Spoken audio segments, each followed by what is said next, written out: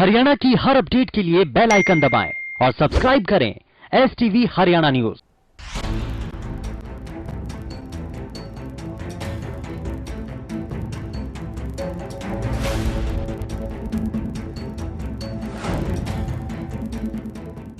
नमस्कार, आप देख रहे हैं हमारी खास पेशकश और मैं हूं आपके साथ शुभेंदु सिंह। और अंतर्राष्ट्रीय स्तर पर आज कोरोना मीटर कहां तक पहुंचा है, क्योंकि हम हर रोज आपको ये कोरोना ग्राफ बताते हैं। और चलिए आज भी आपको तस्वीरें दिखाते हैं, जरा ग्राफिक्स के जरिए आपको बताते हैं कि आज दुनिया भर के अंदर कोरोना मीटर कहां तक पहुंच चुका है।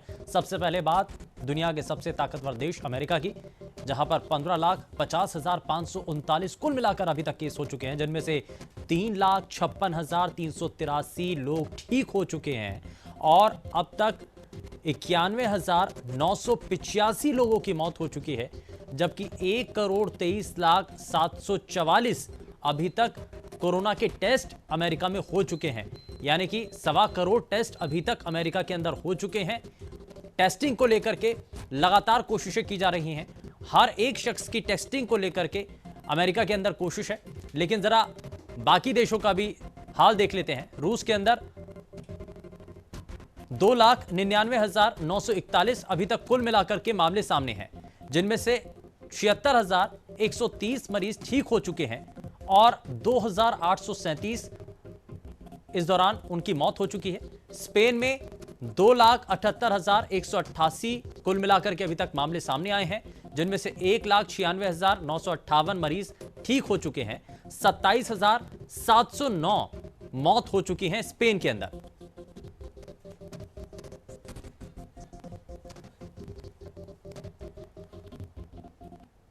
तो ये दुनिया भर की तस्वीर हमने आपको दिखाई है। दुनिया के अलग अलग देशों के अंदर जो ताकतवर देश हैं, वहां पर कोरोना ग्राफ कहां तक पहुंच चुका है वो हमने अभी तक आपको दिखाया। लेकिन जरा भारत के अलग अलग राज्यों की तस्वीरें भी हम आपको दिखाते हैं। देश के अंदर अलग अलग राज्यों में ये क्या अभी तक ग्राफ पहुंचा है। सबसे पहले आपको भारत के अंदर कुल मिलाकर के कितने अभी तक मामले हैं, जरा वो सबसे पहले दिखा दें। 1,01,139 कुल मिलाकर के भारत में कोरोना संक्रमित केस हैं, जिनमें से एक्टिव मरीज अब 58,802 हैं, जिसमें से 39,173 मरीज ठीक हो चुके हैं, ठीक होकर के अपने घर पहुंच चुके हैं। और साथ ही 3,163 लोगों की इस दौरान कोरोना से मौत भी हुई है। अब जरा राज्यवार तरीके से तस्वीरें भी देख लेते हैं। महाराष्ट्र में 35,058 अभी तक कुल मिलाकर के मामले सामने हैं। एक्टिव केस की अगर बात करें तो 25,372 है। 1,249 लोगों की कोरोना से महाराष्ट्र में मौत हो चुकी है। 8,437 मरीज ठीक हो चुके हैं। गुजरात का भी जरा तस्वीर देख लेते हैं। कुल मिलाकर के 11,745 कुल केस हैं, जिनमें 6,247 एक्टिव मरीज अब गुजरात के अंदर बचे हैं। 4,804 मरीज गुजरात में ठीक हो चुके हैं, जबकि 694 लोगों की कोरोना से अब तक गुजरात में मौत हो चुकी है। वहीं जरा बाकी प्रदेशों की स्थिति भी देख लें। मध्य प्रदेश में कुल मिलाकर के 5,236 कुल केस हैं। 2,549 एक्टिव केस अब बचे हैं, जबकि 2,435 मरीज अब तक ठीक हो चुके हैं मध्य प्रदेश में। और साथ ही 252 लोगों की अब तक मौत हो चुकी है कोरोना से। दिल्ली का मीटर कहां तक पहुंचा है कोरोना का? 10,054 कुल मिलाकर के केस हैं दिल्ली में। 5,401 एक्टिव केस हैं। 4,485 लोग अब तक ठीक हो चुके हैं और 168 लोगों की कोरोना से मौत हो चुकी है दिल्ली में। तो ये दिल्ली के अंदर और साथ ही साथ देश के अलग अलग हिस्सों के अंदर कोरोना ग्राफ कहां तक पहुंचा है वो हमने आपको दिखाया। लेकिन अब आपके प्रदेश की भी स्थिति आपको दिखाते हैं, यानी कि हरियाणा में अब तक कोरोना मीटर कहां तक पहुंचा है, जरा ग्राफिक्स के जरिए वो भी आपको दिखाते हैं और जिलेवार तरीके से दिखाते हैं। गुरुग्राम में कुल मिलाकर के 211 कुल केस हैं, 97 एक्टिव केस हैं, 114 अब तक लोग ठीक हो चुके हैं गुरुग्राम में। और ये पूरा अभी तक का ग्राफ है गुरुग्राम का। और इसी तरीके से आपको हरियाणा के बाकी हिस्सों की भी तस्वीर दिखाते हैं। हमने आपको सबसे पहले गुरुग्राम की तस्वीरें दिखाई हैं। 97 एक्टिव केस हैं, एक बार फिर से आपको दिखा दें। कुल मिलाकर के 211 यहां पर केस हैं, 114 अभी तक मरीज ठीक हो चुके हैं। और ये जो पूरी तस्वीर है वो गुरुग्राम की है। लेकिन प्रदेश के अलग अलग हिस्सों का हम हाल भी दिखाएंगे। रोहतक में क्या स्थिति है, झज्जर में क्या स्थिति है, वहां की भी तस्वीरें हम आपको दिखाएंगे। लेकिन उससे पहले फरीदाबाद का जरा रुख कर लेते हैं। फरीदाबाद में कुल मिलाकर के 150 कुल केस हैं, 67 एक्टिव केस हैं, जिनमें से 77 मरीज अब तक ठीक हो चुके हैं, जबकि 6 लोगों की कोरोना से मौत हो चुकी है। तो ये फरीदाबाद की तस्वीरें हैं। और जरा आगे बढ़ जाते हैं। फरीदाबाद के बाद आपको सोनीपत का हाल दिखाते हैं। सोनीपत में 139 कुल मिलाकर के केस हैं, 45 एक्टिव केस हैं, 93 मरीज अब तक सोनीपत के अंदर ठीक भी हो चुके हैं, जबकि एक शख्स की मौत हो चुकी है। तो ये सोनीपत की तस्वीरें हैं। और झज्जर का रुख अगर करें, 90 कुल मिलाकर के केस हैं झज्जर में, 37 एक्टिव केस, 53 ठीक हो चुके हैं। और ये पूरी एक तस्वीर झज्जर की। और जरा जल्दी से आगे बढ़ते हैं, नूह का रुख कर लेते हैं। नूह में कुल मिलाकर के 65 केस हैं, 5 एक्टिव केस अब नूह के अंदर बचे हैं, 60 मरीज ठीक हो चुके हैं, ठीक होकर के अपने वापस घर जा चुके हैं। तो ये एक राहत भरी स्थिति नूह के से भी सामने आ रही है। अंबाला, जहां पर कुल मिलाकर के 42 कुल केस हैं, जबकि एक्टिव केस अब कोई नहीं है, यानी कि सभी मरीज ठीक हो चुके हैं। पलवल में 39 कुल मिलाकर के केस हैं, अब सिर्फ 3 एक्टिव केस बचे हैं, जबकि 36 मरीज ठीक होकर के वापस अपने घर पहुंच चुके हैं। तो ये पलवल की तस्वीरें भी हमने आपको अभी तक दिखाई हैं, लेकिन जरा ग्राफिक्स के जरिए आपको पानीपत की तस्वीर भी दिखाते हैं। 38 अभी तक कुल मिलाकर के केस पानीपत से सामने आए, 4 एक्टिव केस अब बचे हैं, जबकि 30 मरीज इलाज के बाद ठीक होकर के वापस अपने घर पहुंच चुके हैं और 3 लोगों की कोरोना से मौत हो चुकी है। पंचकुला में कुल मिलाकर के 25 केस हैं, 2 एक्टिव केस अब बचे हैं, जबकि 23 मरीज इलाज के बाद ठीक होकर के अपने घर पहुंचे हैं। तो ये पंचकुला की भी तस्वीरें हैं। लेकिन अब आपको जरा जींद की तस्वीरें भी दिखाते हैं, जहां पर कुल मिलाकर के कोरोना संक्रमित मरीजों की जो संख्या है वो 21 हो चुकी है। एक्टिव केस अब 6 बचे हैं, जबकि 15 मरीज ठीक भी हो चुके हैं। तो ये जींद की स्थिति है। जींद में कोरोना मीटर कहां तक पहुंचा वो हमने आपको दिखाया, लेकिन अब करनाल की बारी है। करनाल में कुल जो अभी तक मामले सामने आए वो 19 हैं। अब 9 एक्टिव केस बचे हैं करनाल के अंदर, जबकि 9 ही मरीज ठीक हो चुके हैं। यमुनानगर में कुल मिलाकर के 8 केस हैं, एक्टिव केस कोई है ही नहीं, 8 मरीज ठीक होकर के वापस अपने घर पहुंच चुके हैं। वहीं सिरसा में भी कुछ इसी तरीके से स्थिति है, कुल मिलाकर के 8 कोरोना संक्रमित मरीजों की संख्या थी, एक्टिव केस कोई है ही नहीं, और 8 मरीज अब ठीक हो चुके हैं, यानी कि कोरोना फ्री अब ये जिला हो चुका है। वहीं फतेहाबाद का भी जिक्र कर लेते हैं। कुल मिलाकर के 8 केस यहां पर सामने आए हैं, 7 एक्टिव केस अब बचे हैं। एक शख्स यानी कि एक जो मरीज है वो ठीक होकर अपने घर पहुंच चुका है, लेकिन अब 7 केस फतेहाबाद में अभी भी बचे हुए हैं। और भिवानी की तस्वीरें भी हम आपको दिखा रहे हैं। कुल मिलाकर के भिवानी से 6 मामले सामने आए, 3 एक्टिव केस अभी बचे हैं और 3 मरीज ठीक हो चुके हैं, यानी कि रिकवरी यहां पर 50-50% है और 3 केस अभी भिवानी के अंदर बचे हुए हैं। और इसी तरीके से आपको प्रदेश के अलग अलग हिस्सों की भी तस्वीरें दिखा रहे हैं। रोहतक की तस्वीरें आपके सामने, जहां पर ग्राफिक्स के जरिए हम आपको दिखा रहे हैं कि कुल केस 12 हैं रोहतक के अंदर, 7 एक्टिव केस हैं, जबकि 4 मरीज अब तक ठीक हो चुके हैं और एक शख्स की रोहतक में कोरोना से मौत हो चुकी है। महेंद्रगढ़ का रुख कर लेते हैं। कुल मिलाकर के महेंद्रगढ़ में 10 कोरोना संक्रमित मरीजों की संख्या, लेकिन 6 एक्टिव केस हैं, जिनमें से 4 मरीज अब तक ठीक हो चुके हैं। तो ये महेंद्रगढ़ की भी तस्वीरें आपके सामने। और अब हिसार का रुख, जहां पर कुल मिलाकर के केस 9 हैं और 9 एक्टिव केस हैं, यानी कि अभी रिकवरी यहां पर किसी भी मरीज की नहीं हो पाई है। और ये हालांकि कोशिश यहां पर प्रशासन के द्वारा, स्वास्थ्य विभाग के द्वारा की जा रही है। लेकिन रेवाड़ी का रुख कर लेते हैं। रेवाड़ी में कुल मिलाकर के 9 केस, एक्टिव केस भी यहां पर 9 ही हैं।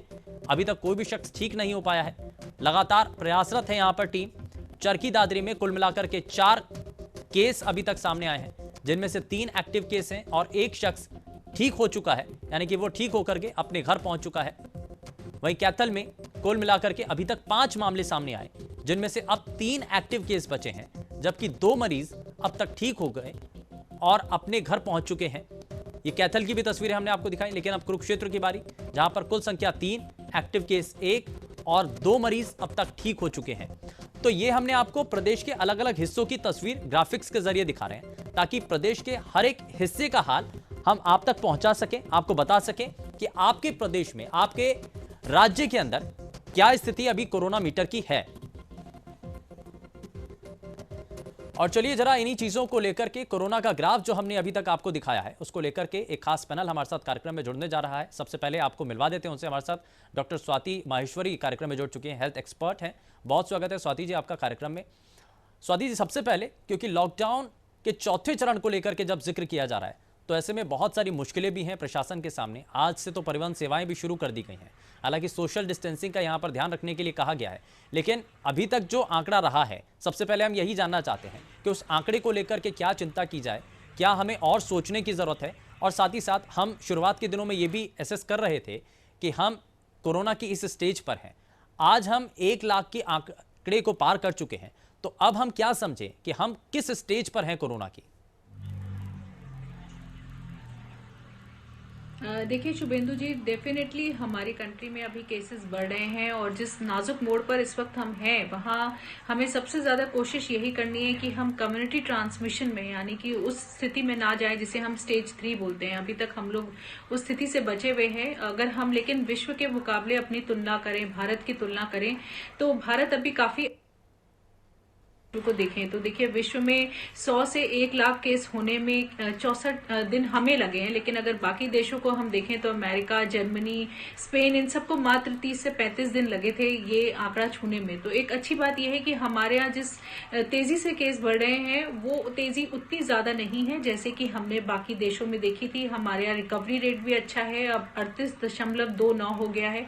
तो ये भी एक अच्छी बात है कि हमारे भारत में केसेस ज्यादा ठीक होने वाले लोगों का दर बढ़ रहा है और हमारे यहाँ वेंटिलेटर का इस्तेमाल जो है वो भी अभी तक उतना ज्यादा नहीं देखा गया है। तो बहुत कम लोगों को वेंटिलेटर की जरूरत पड़ी है। ये भी एक अच्छी बात है कि भारत में जो संक्रमण हो रहा है वो उतना ज्यादा तीव्र नहीं, और इसीलिए हमारा मृत्यु दर भी बाकी देशों के मुकाबले बहुत अच्छा है। जहां विश्व का 7 के आसपास चल रहा है तो हमारा 3 के आसपास है मृत्यु दर।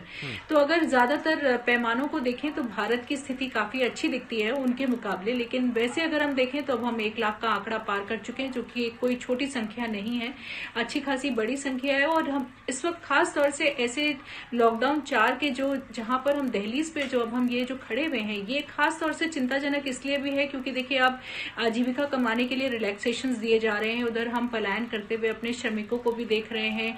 और जिस तरह की अभी तस्वीरें आ रही हैं तो मुझे लगता है कि प्रशासन को और भी ज्यादा मुस्तैद होने की जरूरत है ऐसे में, क्योंकि आपको कोशिश करनी पड़ेगी कि ये जो श्रमिक है हमारे, ये संगठित तरीके से वापस अपने घरों तक पहुंचे ताकि संक्रमण और ज्यादा ना फैले। क्योंकि अगर ये लोग इस तरह से इकट्ठे होंगे और मजबूर होकर अपने तरीकों से जाने की कोशिश करेंगे तो उनसे संक्रमण और फैलेगा।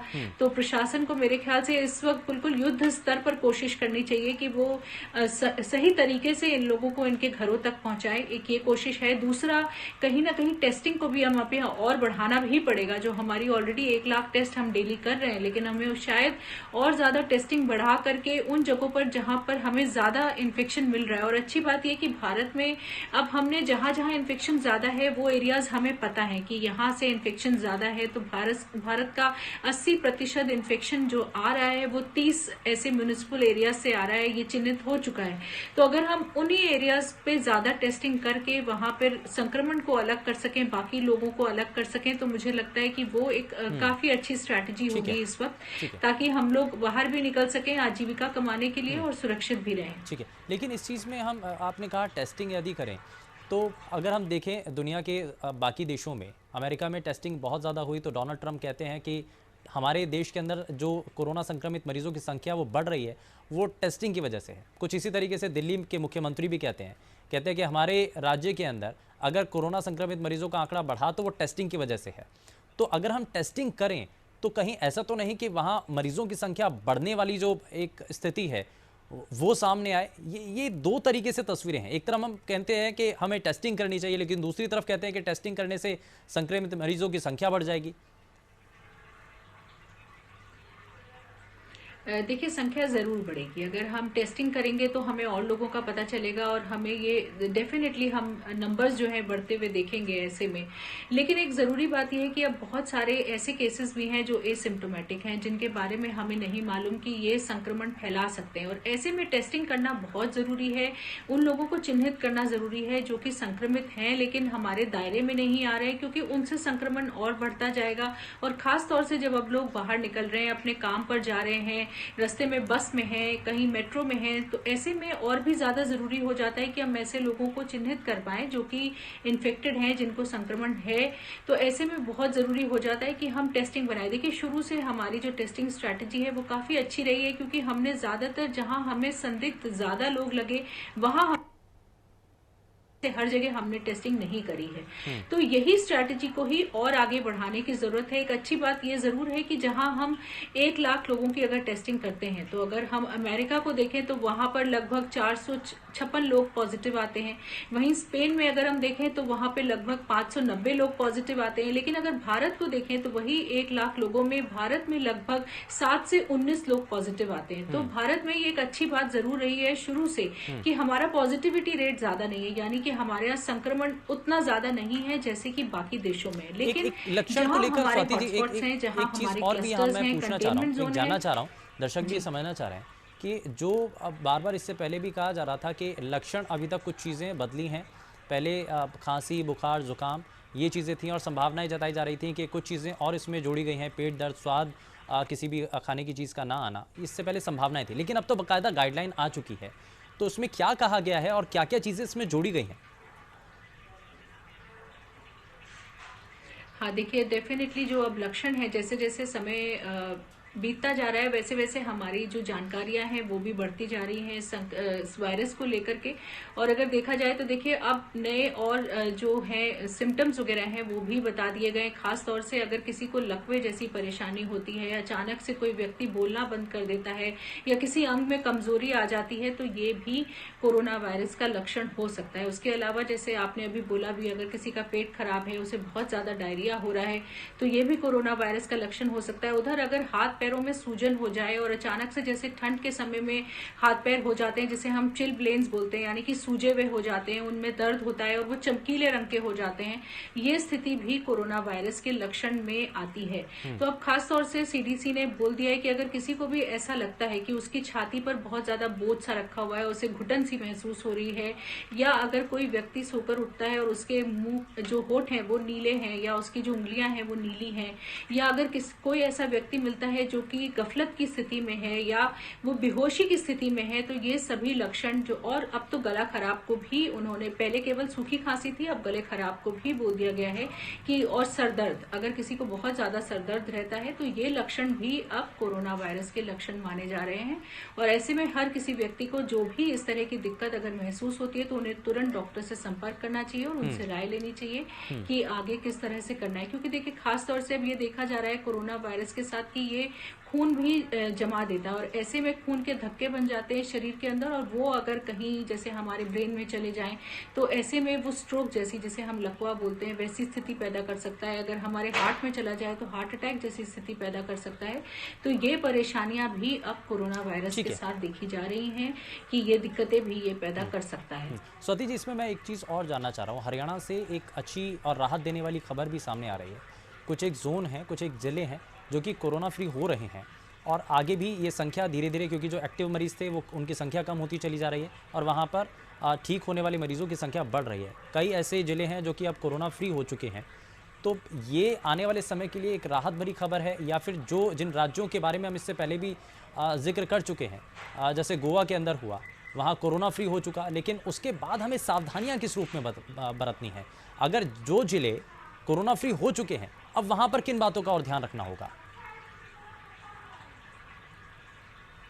देखिए ये बहुत अच्छी बात है और इसमें मुझे लगता है कि मीडिया ने, आपने बहुत बड़ी भूमिका निभाई है, क्योंकि लोग बहुत जागरूक हो गए हैं अब और उनको पता चल गया है कि कोरोना वायरस के लक्षण क्या होते हैं, क्या नियम कानून हमें ध्यान रखने, क्या सावधानियां हमें बरतनी है। तो मुझे लगता है उससे भी बहुत फर्क पड़ा है। अब जो प्रशासन तो कोशिश कर ही रहा है और अपनी तरफ से जो भी करने की जरूरत है, लेकिन लोगों में भी जो जागरूकता है वो मुझे लगता है अच्छा रिजल्ट लेकर सामने आ रही है। अब जैसे गोवा की अगर हम बात करें कि वहां पर अब पहले बीच में गोवा ने अपने को डिक्लेयर कर दिया था कि उनके यहाँ कोई भी कोरोना वायरस का संक्रमण का मामला नहीं है, लेकिन अब जैसे जैसे लोग बाहर से वापस अंदर आ रहे हैं, जैसे उनके कुछ लोग वापस दूसरे राज्यों से वापस दोबारा राज्य में आए तो उनसे संक्रमण आया। तो ये दिक्कत अभी रहेगी, क्योंकि जैसे जैसे एक राज्य से दूसरे राज्य में लोग जाएंगे तो ऐसे में संक्रमण बढ़ने की संभावनाएं होंगी।